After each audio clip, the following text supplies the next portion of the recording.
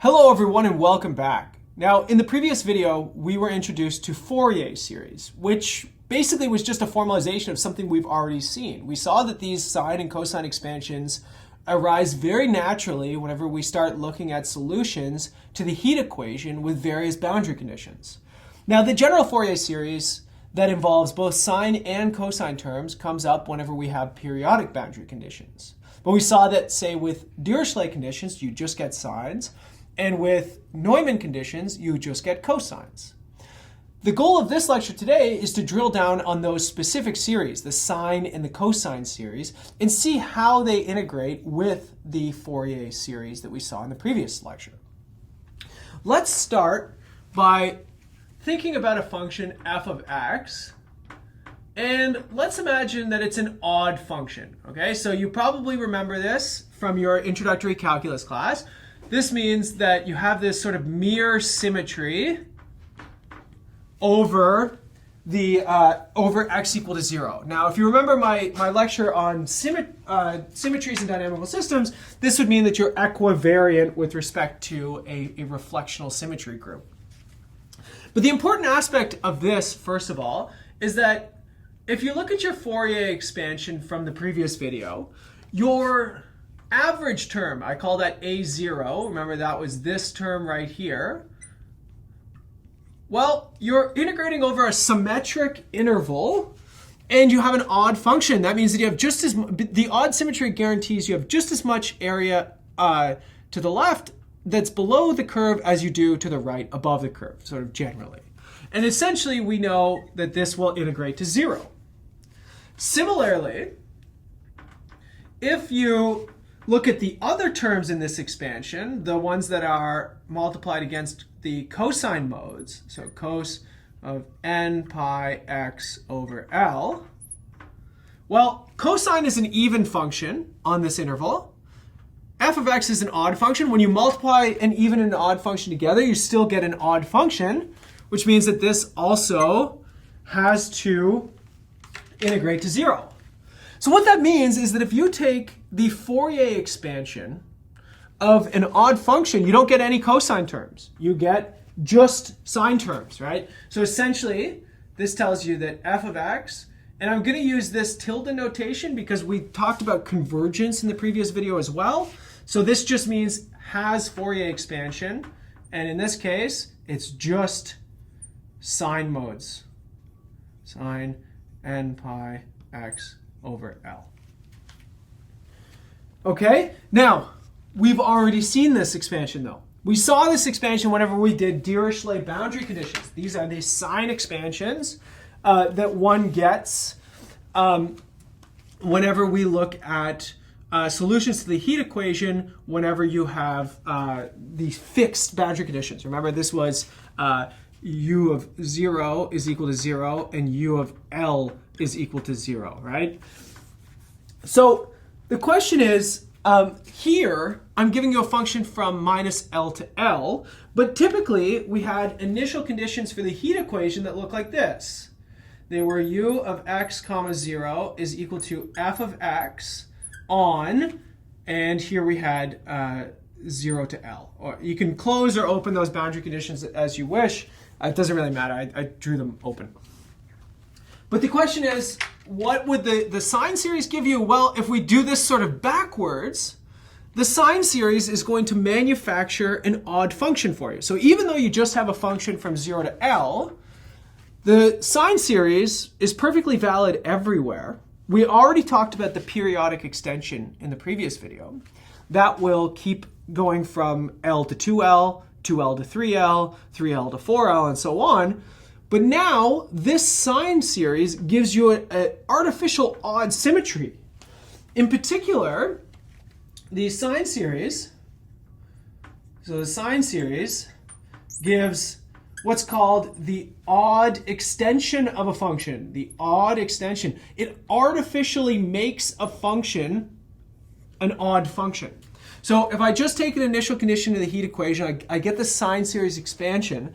I get what's called the odd extension. So let's draw this. Let's take a look at what an odd extension would look like. Let's say here's L. Let's say here's minus L. And here's what I have. I've got this function. This is my f of x. This is my initial condition, say, for the heat equation, right?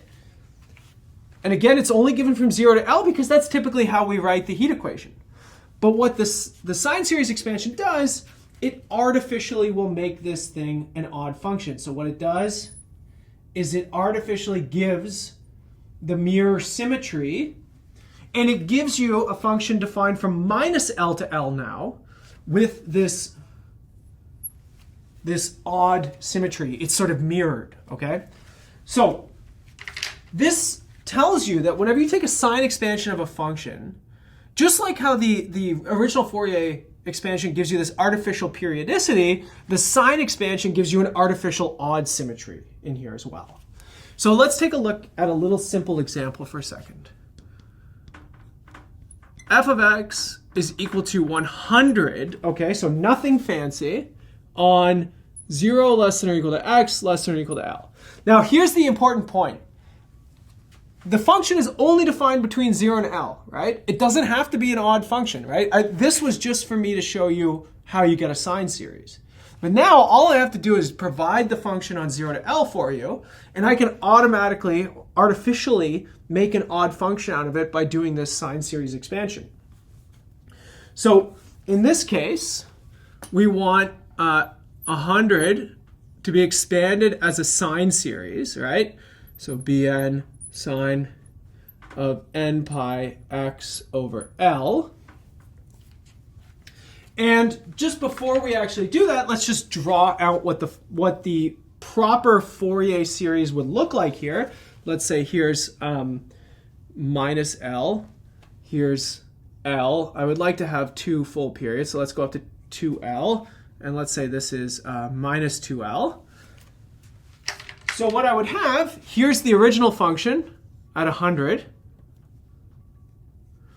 Then if I take a sine series, I artificially get the odd symmetry here.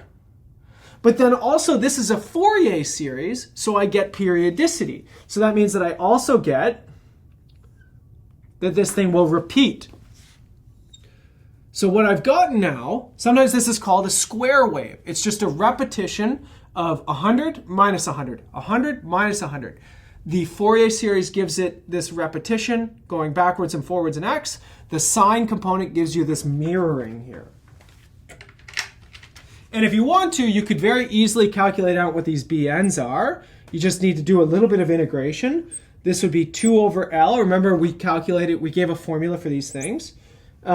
0 to L of 100 sine n pi x over L dx, which in our case is going to give you 0 if n is even, and it's going to give you 400 over n pi if n is odd. Let's do something even weirder, okay? I want to do one more example here because I really want to sort of nail this so that we all understand what's going on. Let's do something very strange. F of x is equal to cos of n, let's just do pi. Or let's just take n is equal to 1. Make it easy for ourselves. Now, cosine is an odd function, an even function, and I'm going to try and do an odd series expansion. But be careful here. I'm going to do this only between 0 and L, okay? So again, let's draw the picture. What is this thing actually doing? Because it's not really taking a sine expansion of a cosine function, because the cosine function is limited to just this region right here. It's only, a half of a cosine function. So again, if we think about what the sine series is doing, again, it's automatically or artificially making this thing into an odd function, and it's extending it periodically. So what you would get is a function that looks like this, and then you would get more of these just repeating over and over. Right, so that is not a cosine function. It is only a cosine function if you look inside of this little tiny domain.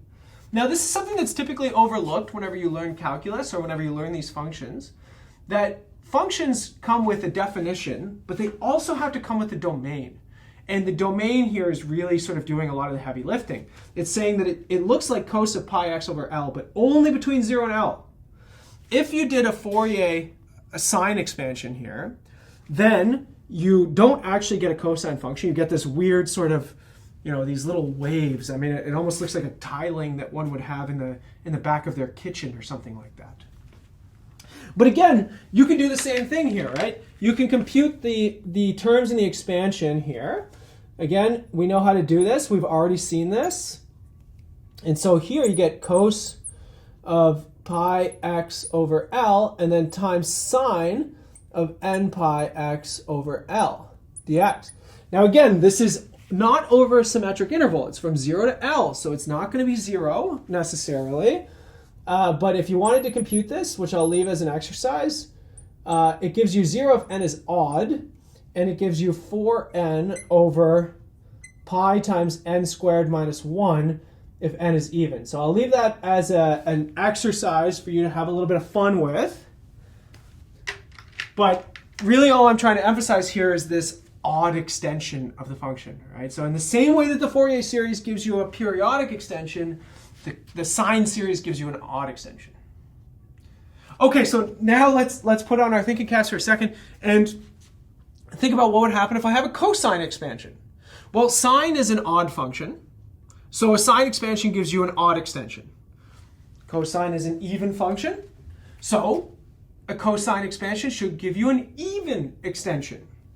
So you can do the same thing with cosine series. So remember, we saw a cosine series arise very naturally whenever we start talking about Neumann boundary conditions, right? And so essentially what we would have is that if we're given f of x on, let's say, 0 less than or equal to x less than or equal to L, this is our sort of standard interval, then the cosine expansion, which I'll just remind you, looks like this. So f of x, again, has Fourier expansion, has cosine expansion. That's why I'm using the tilde. I don't use equality because it's not necessarily pointwise equal, right? Remember we saw in the previous video that sometimes you get the average whenever you have jump discontinuities. That's why I use the tilde. It says this has the expansion, this. We know there are places where it's equal, but there are also places where it's not equal. So the cosine expansion gives or provides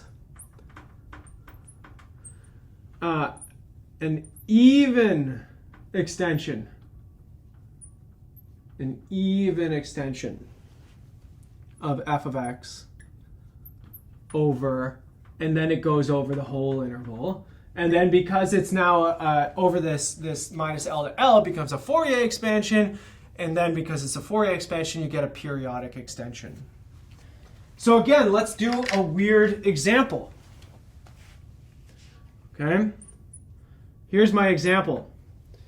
Let's assume that we have f of x is equal to x. Again, you're going to look at that, you're going to say that's an odd function. Somehow you're going to try and expand that as even functions. But, again, it's not an odd function because there is no axis to flip this thing over, right? This only has domain 0 and L. You can only put in values of x between 0 and L. So the question is, what would the even extension of this thing look like? Well, let's put L here. Let's put 2L here. Let's put minus L, minus 2L. And, okay, so here's my function. That's all that I'm given. Just that little line there. That's f of x is equal to x. So then what's the even extension? We know that an even function, so maybe I'll just write it here, f of minus x is equal to f of x, right? This is an even function. That means it has a mirror symmetry over the x-axis. That means essentially I get the absolute value of x here, right? This is the absolute value of x function. So really what I'm doing is, instead of finding the cosine series of x, I'm actually finding the Fourier series of the absolute value of x. Kind of a weird thing, right? But then the periodic extension gives me this. So this is sometimes called a triangle wave. Okay? I think it's pretty self-explanatory why we might call it that. But again, you can very easily compute what the Fourier coefficients are going to be here, right? So again, we know A0 from what we've already learned about these cosine expansions. This is just going to be the average over the domain of definition, which is just going to be L over 2. And the other terms are going to be 2 over L, integral from 0 to L, x cos n pi x over L dx, which in this case, you're going to have to use integration by parts. I hope that doesn't break your brain. But here you get something, it's kind of ugly, but who cares? You can just represent it explicitly, n pi, squared.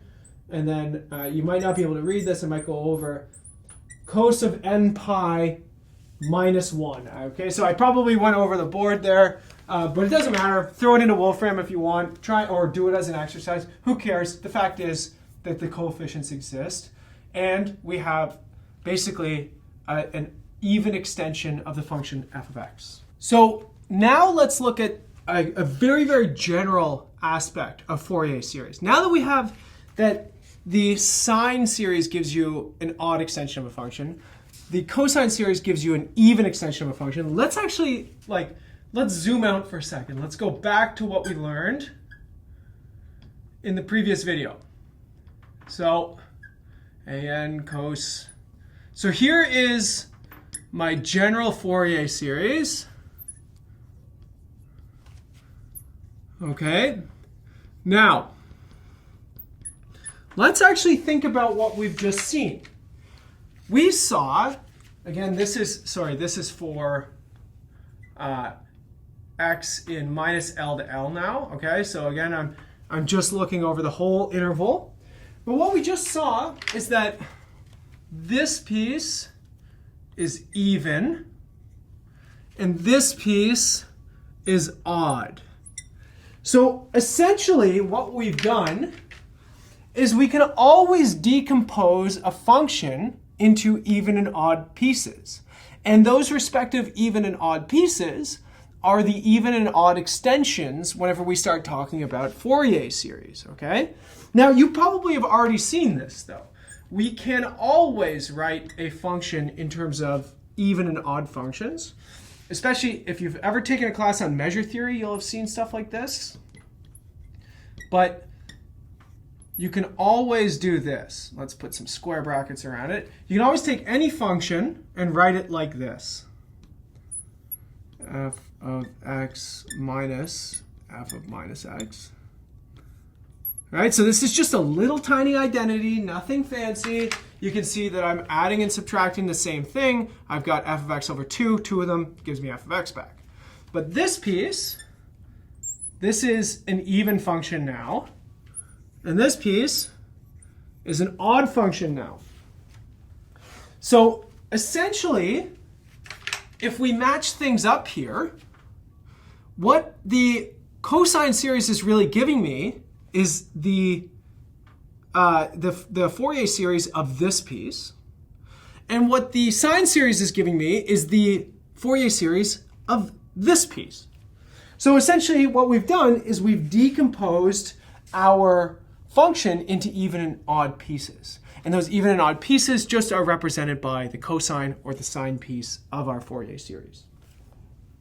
Now, we can go even further, right? We can talk about convergence. Now, convergence is pretty much the same as what we saw for Fourier series. So again, if we have a piecewise smooth, remember, piecewise smooth, this means essentially only discontinuities are allowed in this thing. And on each sort of individual interval, the thing is, it's differentiable.